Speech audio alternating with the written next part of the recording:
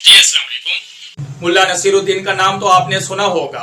वो अक्सर औकात लोगों को सबक देने की गर्ज से पागलों वाली हरकतें भी कर दिया करता था।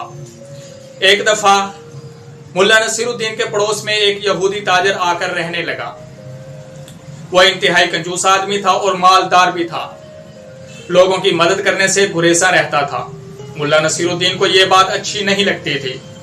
उसने यहूदी ताजर से पैसे निकलवाने का तरीका सोचा। हुआ कुछ यूं कि मुल्ला नसीरुद्दीन अपने घर में बैठकर ऊंची आवाज में दुआ करने लगा कि या अल्लाह, तू मुझे 1000 अशरफियां दे दे, तू मुझे 1000 अशरफियां अनायत कर दे, वो मैं सारी की सारी तेरी राह में खर्च कर दूंगा। ये दुआ साथ बैठे यहूदी ने सुन ली। वो भागा भागा गया और 1000 अशरफियां लेकर आया। उसको थैली में बंद किया। उसमें से एक अशरफी उसने निकाल ली। उसने कहा कि इसका ईमान चेक करता हूं, कितना ईमानदार आदमी है, वापस करता है या नहीं करता।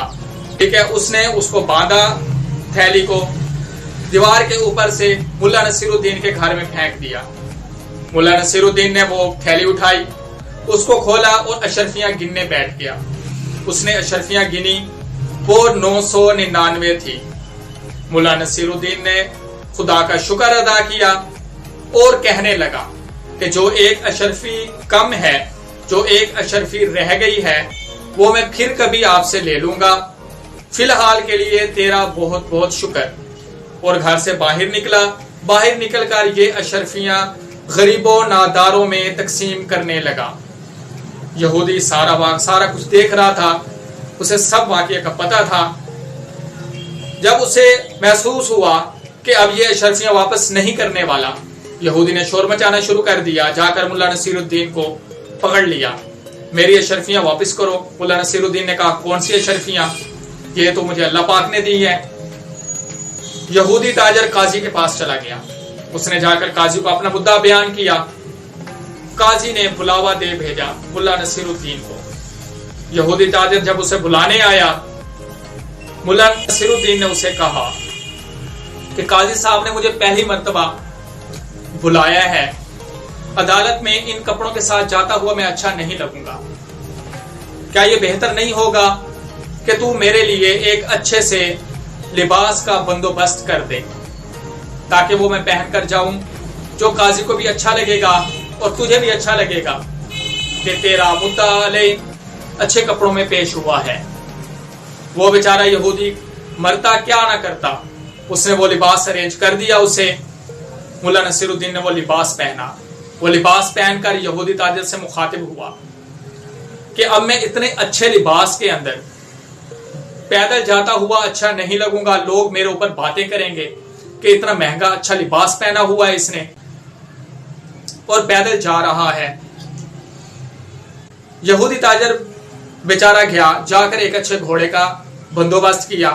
आकर मुल्ला नसीरुद्दीन को पेश किया उसने घोड़ा। मुल्ला नसीरुद्दीन घोड़े पे बैठा, यहूदी ताजर दूसरे घोड़े पे बैठा। दोनों रवाना हुए और काजी की अदालत में पेश हुए। काजी साहब सवाल करने ही वाले थे, बल्कि सवाल कर चुके। मुद्दा बयान किया काजी साहब ने मुल्ला नसीरुद्दीन को। मुल्ला नसीरुद्दीन ने जवाब में कहा कि अभी ये यहूदी ताजर ये कहेगा कि जो लिबास मैंने पहना हुआ है ये भी इसी का है। यहूदी ताजर गुस्से में आ गया, तैश में आ गया। उसने कहा, हाँ काजी साहब, ये जो लिबास इसने पहना हुआ है वो मेरा ही है। फिर मुल्ला नसीरुद्दीन ने कहा कि अभी ये कहेगा कि जिस घोड़े पे मैं आया हूं वो भी इसी का ही है। ताजर और गुस्से में आ गया। हाँ काजी साहब, ये सच कह रहे हैं, जो जिस सवारी पे ये आया है, जिस घोड़े पे ये आया है, वो घोड़ा मेरा ही है।